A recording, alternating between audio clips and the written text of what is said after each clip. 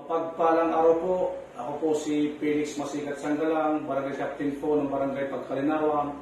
Ang top 5 priorities project ko po ay number 1 ay ang 4 wheels service ng barangay para sa oras po na mayroon pong emergency na dadalhin sa hospital o magkakaroon po ng mga lakad o pupuntahan ang sangguniang barangay ay hindi na po kami manghihiram o aakilapan ng sasakyan.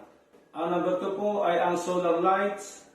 Angkat po namin na magkaroon po ng solar lights ang aming pong 3 sityo na binubuo po ng 7 purok sapagkat sa tuwing sasapit po ang gabi, napakadilim po ng mga lugar at ito po ay makakatulong po sa aming pong mamamayan para po paglabas po nila sa gabi ay maayos po silang makapaglalakbay.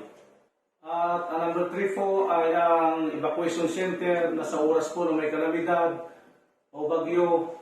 Ang amin pong baybayang dagat ay lumulubog po at pati na rin po ang mga kabahayan na nasa baybayang dagat po ay lumulubog din.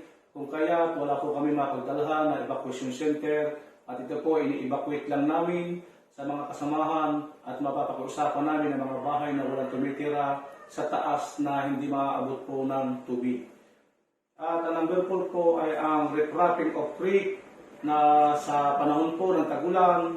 Ito po ay lumalaki po ang bulyong ng tubig na nangagaling pong kabundukan at ito po ay umaapaw pagdating po sa pagbumaba po sa barangay. Ito po ay umaapaw sa daan at pumapasok din po sa ilang bahagi ng kabahayan sa amin pong barangay.